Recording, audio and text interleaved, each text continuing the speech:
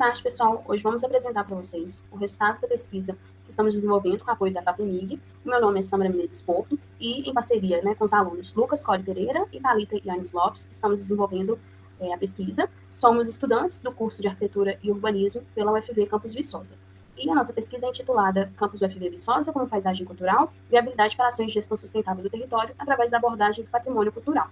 Inicialmente, então, a gente apresenta para vocês o nosso objeto de estudo, que é o campus, mais precisamente, dentro de um recorte temporal desde a sua origem, enquanto ESAV, passando por todas as fases até os dias atuais, já federalizado. E para apresentar esse conceito, a gente trouxe aqui alguns marcos da discussão da paisagem cultural no seu âmbito patrimonial, porque ele é um conceito geográfico originalmente. Então, é um conceito que é estabelecido pela Convenção Europeia da Paisagem no ano de 2000, mas no contexto mais brasileiro, o IPHAN traz esse conceito em 2009, em que ele define a paisagem cultural como uma porção peculiar do território que representa o processo de interação do homem com o meio natural, ou seja, um território que tem características que conferem identidade e torna esse lugar reconhecível. Além disso, a gente trouxe aqui alguns recortes de trabalhos que têm reconhecimento brasileiro, nacional, na temática, principalmente Nascimento Sifone e Santos. E aqui, o que se adiciona à discussão, basicamente, é que a paisagem pode ser compreendida como resultado de uma acumulação de tempos e da ação de diferentes agentes sobre o meio natural, que formam marcas que podem ser percebidas e caracterizadas. Então, por fim, esse conceito ele tem como essência a interpretação total da amplitude de aspectos que constituem o território, quer materiais, imateriais ou naturais. Ele possibilita que a gente avalie o território no seu âmbito totalmente integrado, tomando decisões que possibilitam a preservação do patrimônio material e imaterial, assim como das características que tornaram possível esse patrimônio em um primeiro momento. Então, como objetivos da pesquisa, a gente tem primeiro, sistematizar esse conceito de paisagem cultural associada, ao instrumento de gestão.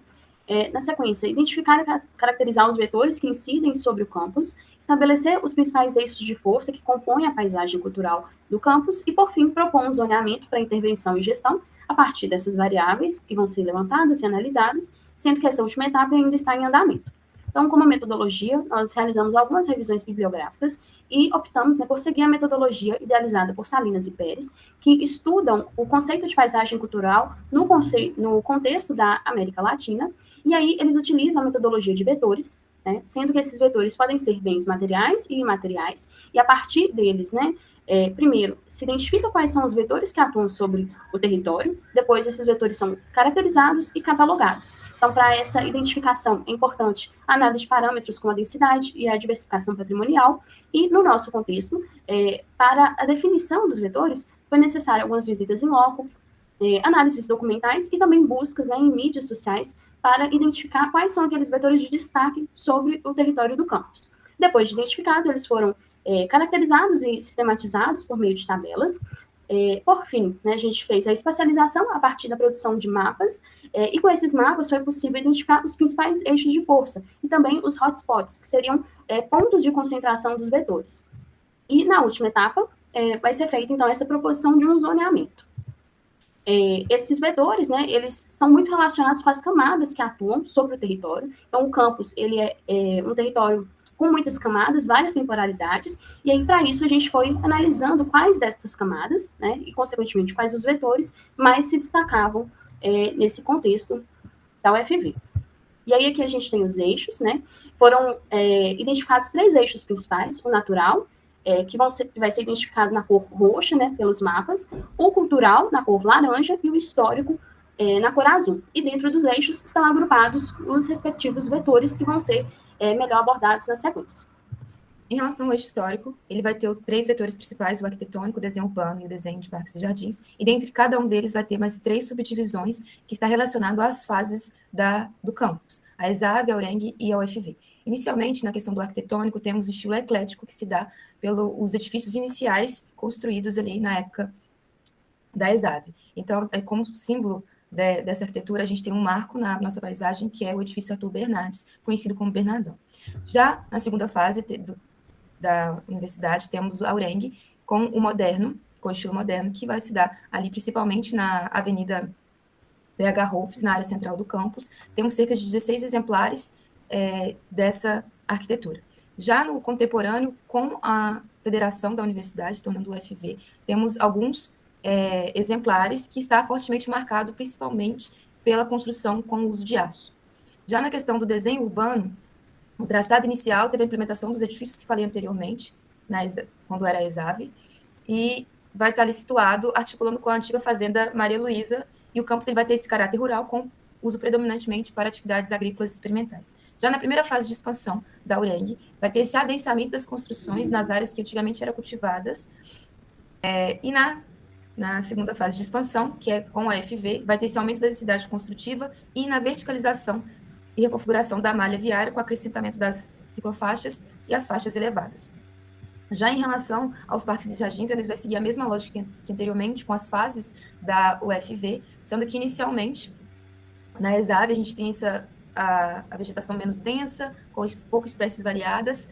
Já na segunda parte, a gente vai ter essa questão dos gramados ali, perto das edificações, e na terceira, a intensificação da arborização, devido a essa cultura que temos na UFV de plantar árvores ao se formar.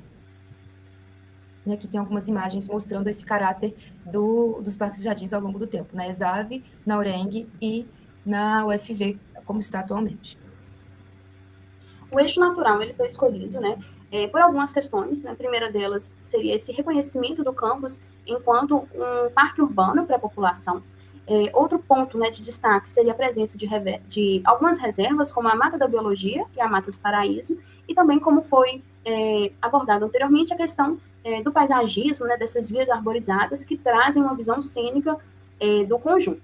Então, aqui, por exemplo, no mapa a gente destaca, né, a Mata da Biologia, que é uma reserva natural, mas que se torna um natural cultural, né, a partir do momento em que há alguns eventos, né, que ocorrem lá, como o VJazz e também o churrasco de formatura, e a gente consegue observar, né, a concentração desses gramados próximos aí da via principal, da PH Rolfes, tendo algumas áreas maiores, né, como as reservas, em pontos mais isolados do campus.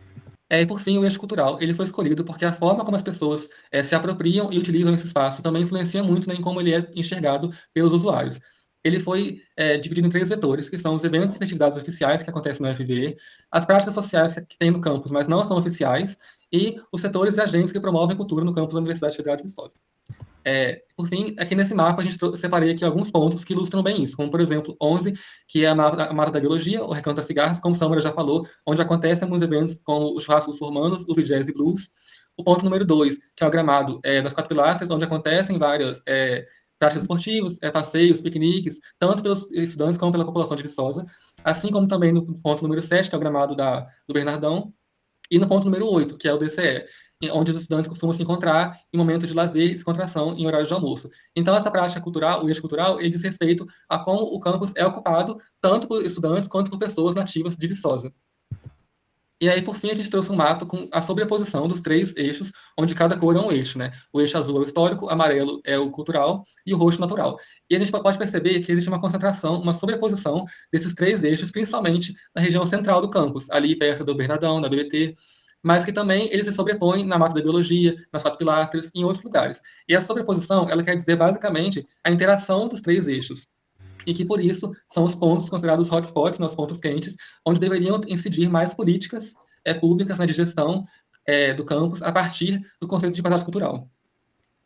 E aí, como a gente viu, né, a partir disso tudo, o campus da UFV ele vai apresentar esse forte valor como paisagem cultural, fruto dessa interação entre os eixos sociais, os históricos e naturais, mas esse crescimento desordenado que atualmente a UFV vem enfrentando ameaça esses elementos que conferem essa identidade e esse valor patrimonial.